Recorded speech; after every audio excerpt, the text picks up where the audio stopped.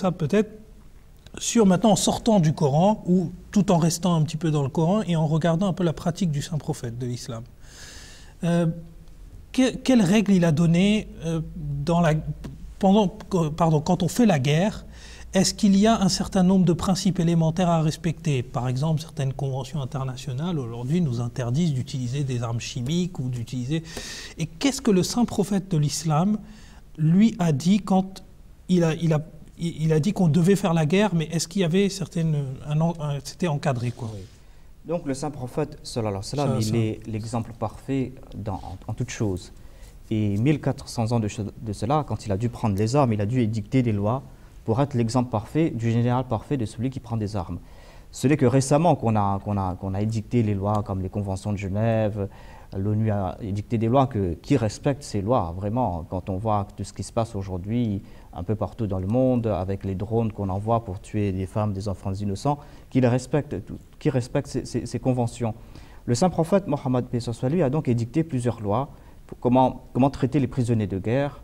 Il a dit que si vous avez pris des prisonniers de guerre, vous devez les traiter comme vous traitez vous. Vous devez les vêtir avec les vêtements que vous portez, vous devez les nourrir avec les repas que vous consommez, même donner mieux que ce que vous consommez. À l'époque de l'Arabie pré-islamique, les dépouilles des soldats ennemis étaient mutilées. Le saint prophète, paix soit lui, a interdit cela. Il a interdit le fait de mutiler les dépouilles des soldats ennemis. Et il a dit de ne pas s'en prendre aux femmes, aux enfants innocents. Il a dit de ne pas couper des arbres fruitiers. Il a dit de ne pas empoisonner de l'eau. Il y a quelque chose d'intéressant, lors de la première bataille, la bataille de Badr, les musulmans ont contrôlé un puits d'eau. Il y avait en face des soldats ennemis qui venaient, et deux soldats sont venus prendre de l'eau. Et les musulmans voulaient leur interdire. Le saint prophète leur dit non. Donc qui va agir comme ça? Qui agit? Présentez-nous des exemples similaires de personnes qui se sont comportées. Aujourd'hui, non, on détruit des infrastructures, on coupe les puits d'eau, on essaye de faire en sorte... Si quelqu'un vous envoie des roquettes dérisoires, on rase d'une ville tout entière en tuant femmes et enfants, et des enfants qui sont en train de jouer au foot sur une plage. Donc, vous voyez ce qui se passe aujourd'hui. Et je voulais aussi ajouter que le saint prophète Mohammed lui a aussi, comme l'a dit Djangé Sab, il y a plusieurs traités, et le saint prophète a dit qu'il faut respecter tous ces traités.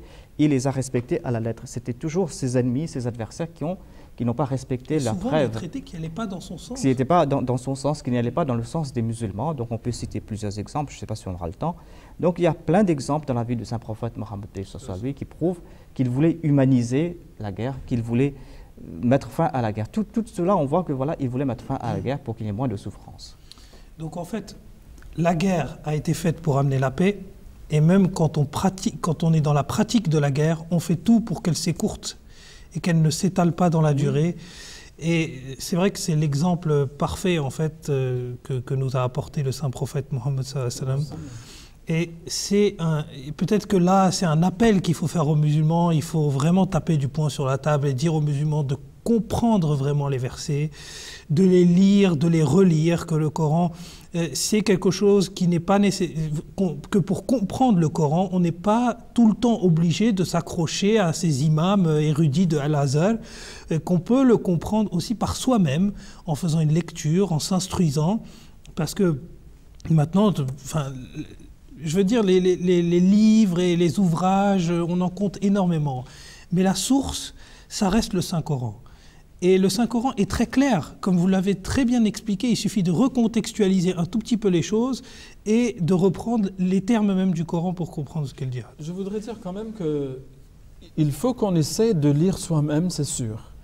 Mais il faut quand même qu'on lise d'une façon correcte aussi.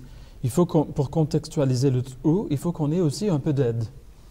Tout ce que je vous ai dit aujourd'hui, ça ne vient pas de moi. Ça vient de l'imam al-Mahdi, alayhi salam. Donc, à la lumière de ses écrits, de ses explications, toutes ces choses sont devenues pour nous claires. Donc, si on va utiliser la façon de lire le Coran qu'avait et que nous a enseigné l'imam al-Mahdi, alayhi salam, eh bien, là, toutes ces choses deviendront claires et simples à comprendre, en fait, absolument limpides, exactement. Et c'est vrai qu'il y a énormément de zones d'ombre qui, avant, même si nous, moi ou Jahangir Saheb ou Qayyum Saheb, si on n'avait pas lu ce que le Messie promis à l'islam nous a apporté, on serait peut-être également dans une situation chaotique.